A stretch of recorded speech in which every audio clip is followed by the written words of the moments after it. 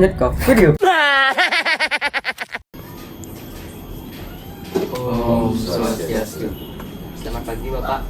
Terima kasih sudah bisa meluangkan waktunya di tengah kesibukan Bapak untuk berbincang dengan kami. Nah, sebelum itu izinkan kami memperkenalkan diri kami terlebih dahulu. Nah, perkenalkan saya Dekwis dari jurusan DPIB, sekolah di SMK Negeri 1 Denpasar, dan rekan saya Agus Wahyu dari jurusan DPIB, saya sekolah di SMK Negeri 1 Denpasar, dan rekan Saya Putu Rizky Setiawan, jurusan DPIB, sekolah di SMK Negeri 1 Denpasar, dan ini rekan saya. Perkenalkan, nama saya Doni, saya dari jurusan DPIB, sekolah di SMK Negeri 1 Denpasar. Nah, kedatangan kami di sini bermaksud mencari tahu lebih dalam tentang profesi pengawasan lapangan di proyek produksi, dan saya sangat antusias bisa belajar dari pengalaman Bapak.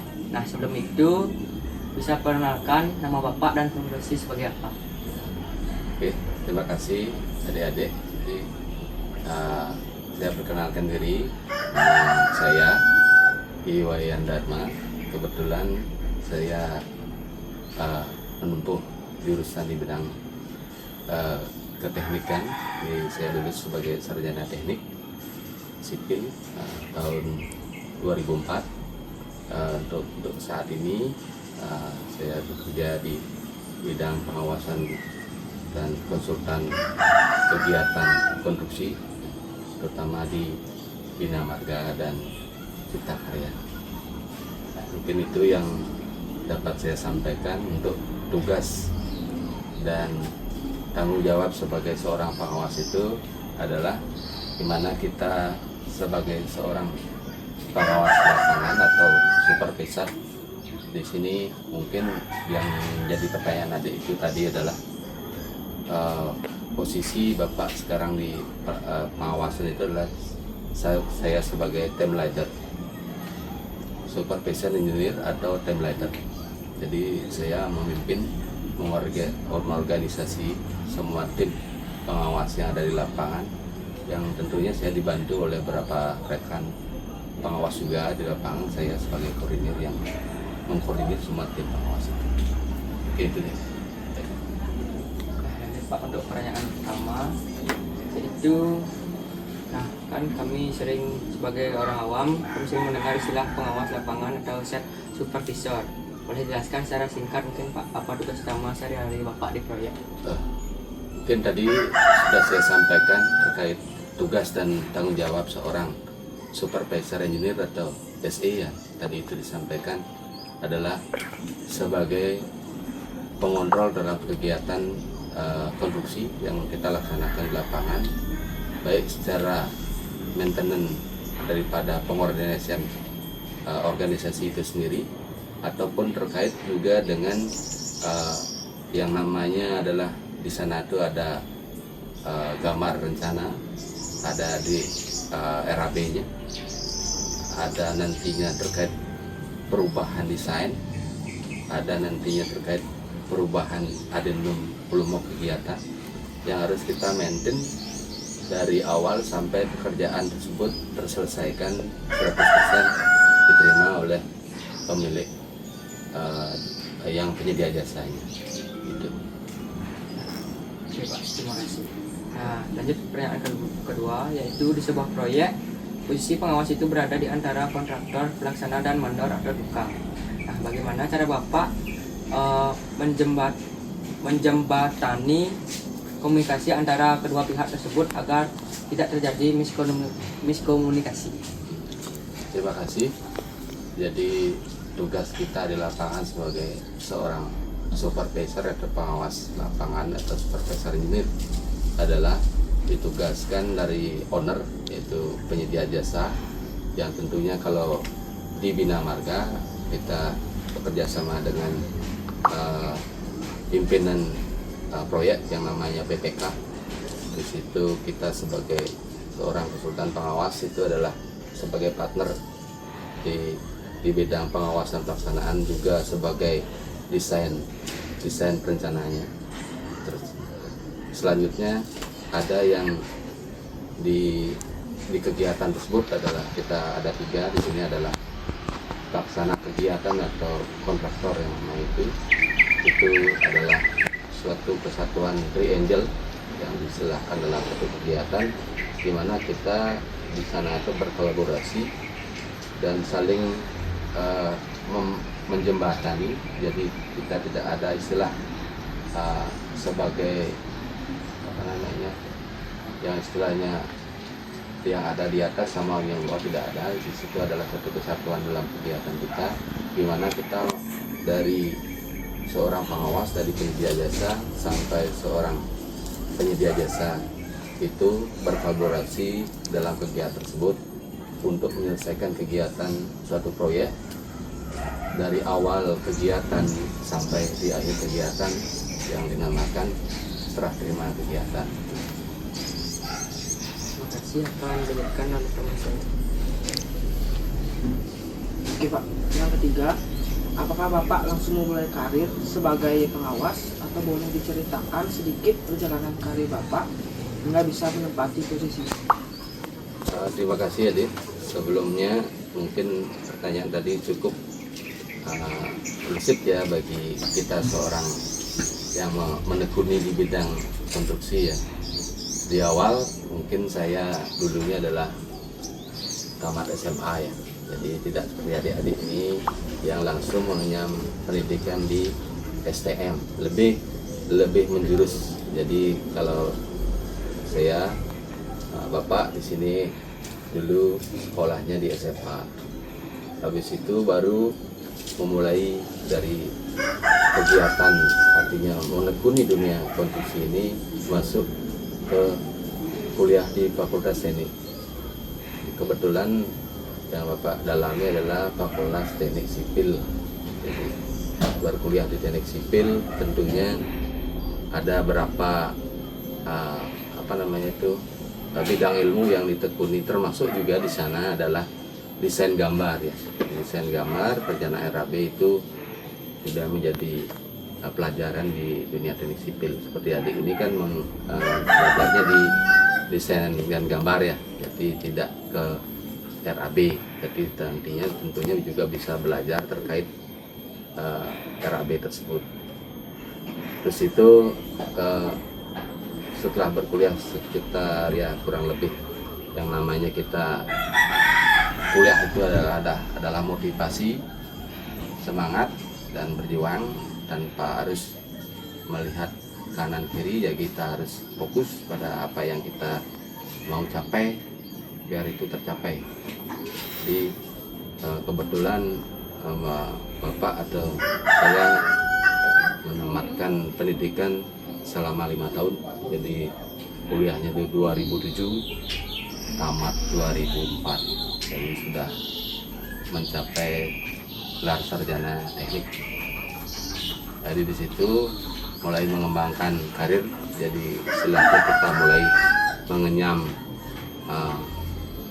dunia kegiatan proyek sesungguhnya. Jadi kita mulai belajar untuk kegiatan tersebut di lapangan, di mana kita menimba ilmu terkait itu. Selanjutnya ilmu itu kita terapkan di lapangan secara baik dan benar. Habis itu ketika itu Bapak mulai karir dari sebagai pengawas konsultan di awal ya, tahun 2006, yaitu proyeknya adalah proyek Jalan Profesor Ida Bagus Mantra. Itu proyek pertama.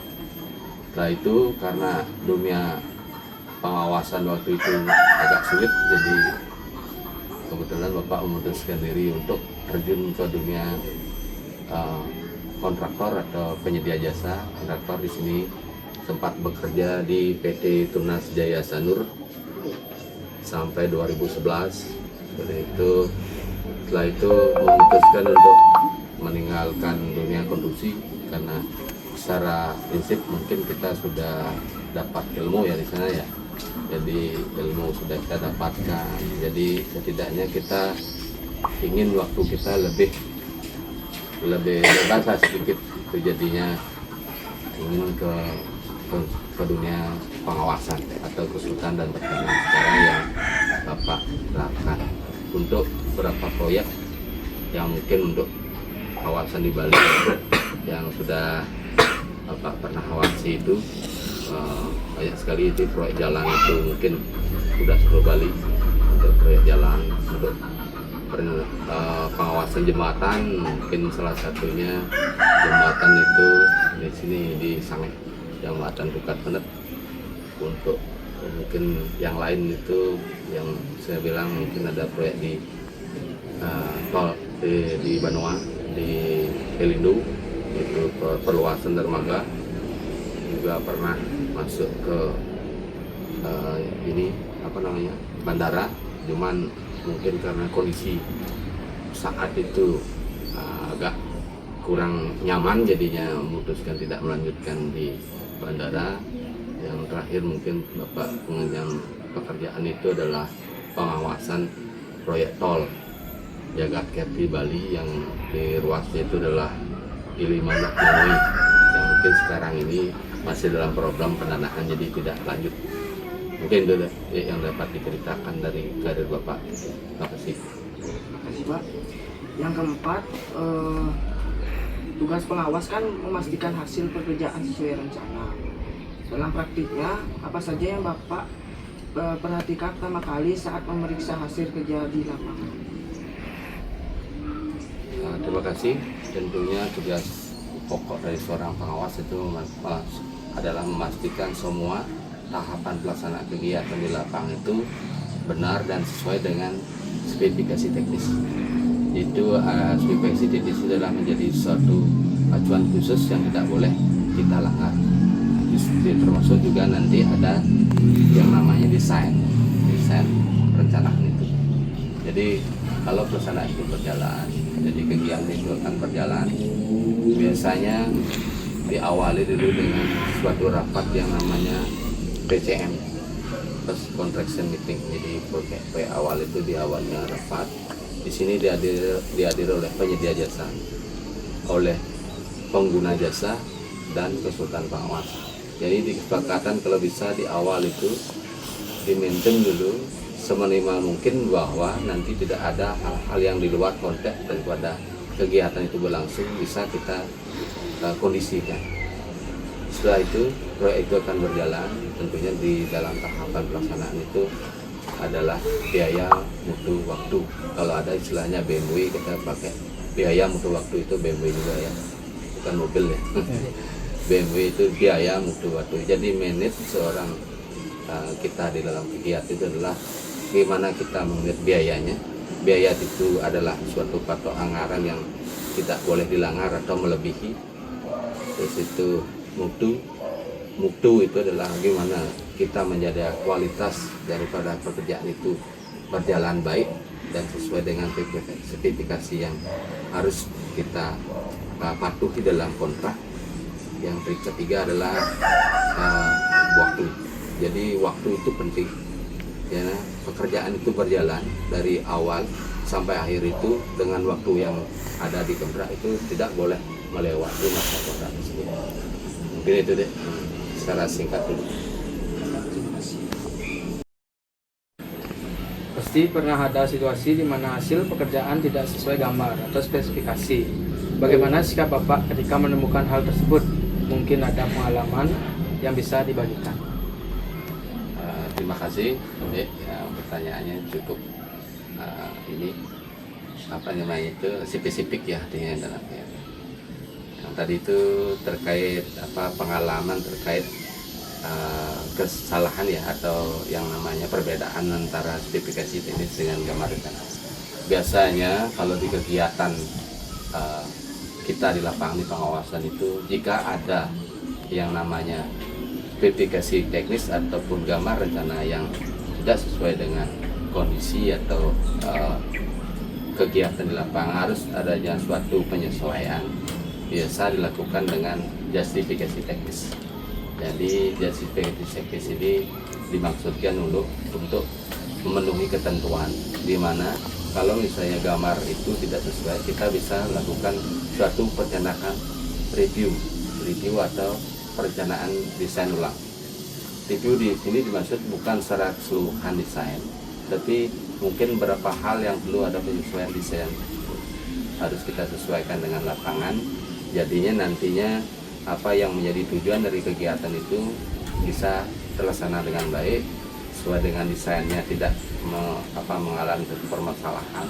Jadi implementasi daripada kegiatan tersebut nantinya bisa estetikanya diterima dalam suatu kegiatan. Terkait PPKC juga, PPKC itu terkait dengan kebutuhan material mungkin yang dalam suatu pertanyaan itu tidak sesuai, ya kita bisa juga melakukan justifikasi teknis tersebut.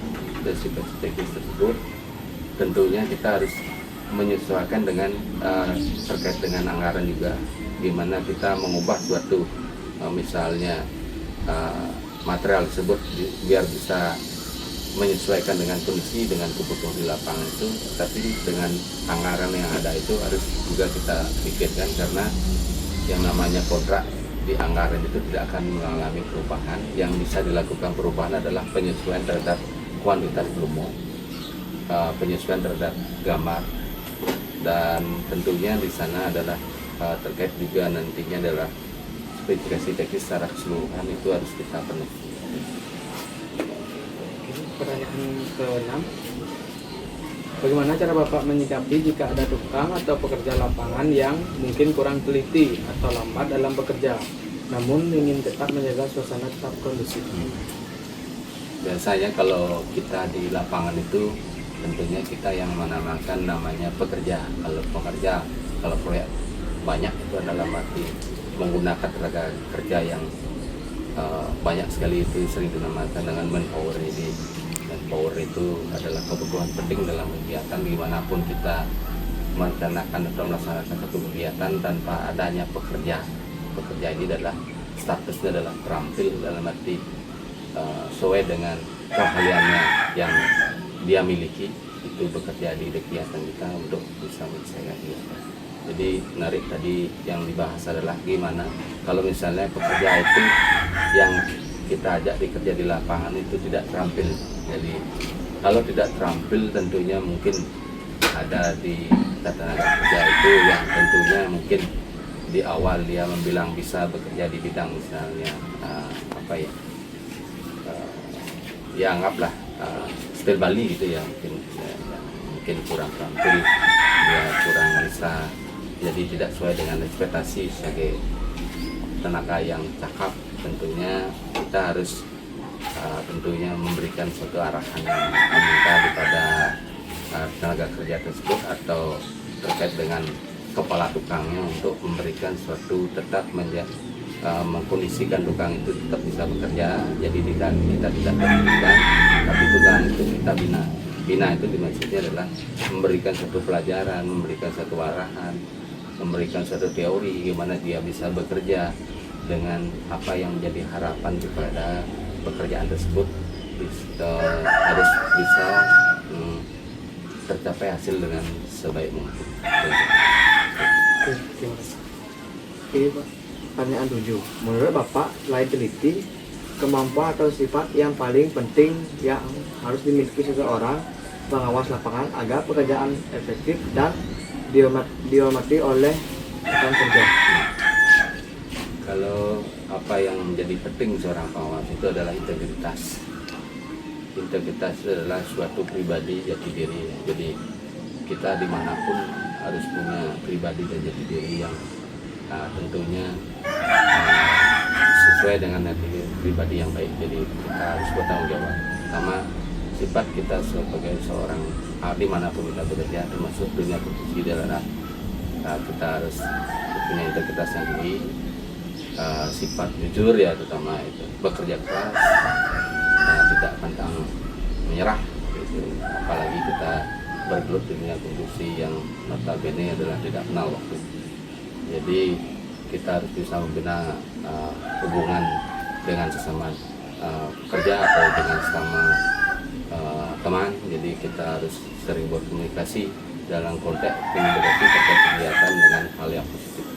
Jadi kita harus tetap berusaha gimana kita membina suatu keharmonisan kerja di lapangan. Jadi kita tidak ego dalam pribadi, dalam kondisi kita di lapangan adalah kita menerima suatu kekurangan dan kelebihan daripada partner kerja kita.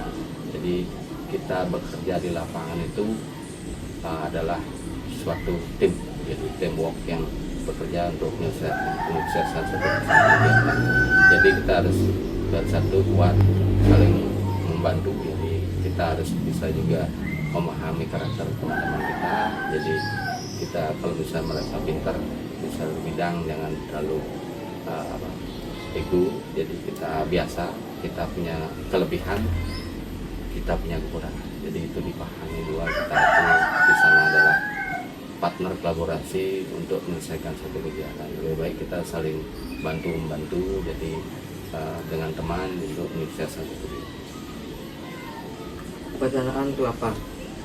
Sebagai seorang yang sudah berpengalaman karir, bakal apa yang Bapak perlu saya persiapkan jika ingin nantinya bisa sukses di bidang pengawasan konstruksi? Mungkin mulai dari belajar, membaca gambar atau hal lainnya. Mungkin ini lebih terkait dengan ke adik-adik ini. Suatu nasihat ya. Tentunya ke adik-adik ini yang sekarang ini lagi mengenyam pendidikan ya. Hal-hal yang penting pertama yang Bapak mau sampaikan kepada adik-adik ini adalah jangan cepat menyerahnya, dalam arti menempuh pendidikan itu memang kita harus giat. Giatnya apa? Ya giat belajar. Kalau ingin sukses itu pasti pertama adalah giat belajar. Terus kedua, tentunya kita jangan melupakan bahwa kita punya orang tua. Jadi orang tua itu adalah yang mendukung kita dari rumah. Jadi apapun yang namanya orang tua atau ngasih saran, arahkan ke kita sebagai anak, itu adalah hal yang baik. Tidak mungkin seorang tua itu mengarahkan anaknya untuk hal yang buruk. Tidak ada. Semua orang tua itu mengharapkan anak itu bisa berjalan atau belajar apalah kuliah dengan baik. Jadi jangan lupa membantu orang tua ya. Jadi jangan lupa membantu orang tua, jangan lupa belajar, giat belajar, jangan pernah putus asa, tetap rendah hati ya. Jadi rendah hati, jangan terlalu ini. Artinya dalam kondisi apapun yang namanya kehidupan itu akan mengalami perputaran. Jadi kita pernah di bawah, kita pernah di atas. Penjelasan Bapak sangat membuka wawasan saya. Terima kasih banyak atas waktu dan ilmu yang Bapak sudah berikan. Saya mohon pamit dan semoga Bapak selalu diberikan kelancaran dalam setiap proyek. Oke, terima kasih adik-adik sudah datang dan wawancara dalam arti kontak ini. Bapak sebagai seorang yang praktisi dalam arti praktisi dalam kegiatan ini, tentunya sangat senang hati sekali menghadirkan adik-adik ini dalam wawancara saat ini.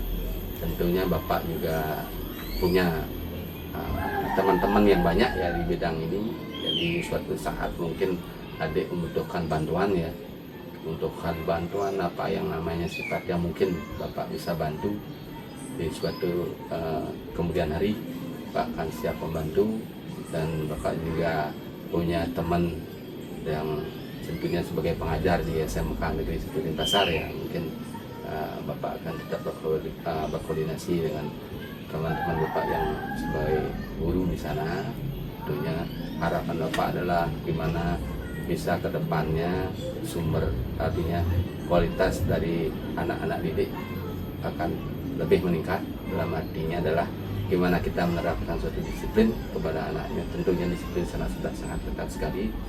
Mohon adik juga bisa mengikuti apa yang sudah menjadi arahan daripada guru. Guru itu adalah penuntun. Jadi kita kalau nggak mau dituntun, ya akan berhasil. Jadi kita mau seperkeras apapun, guru itu adalah tuntunan yang hal yang baik. Jadi kita harus terima apa yang menjadi suatu perintah guru. Itu adalah merupakan suatu pendidikan yang utama di sekolah. Jadi itu misalnya Bapak. Semoga juga adik-adik di kedepannya setelah menempuh pendidikan di SMK Negeri Denpasar bisa mencapai keinginan dan ceritanya dengan sukses ya.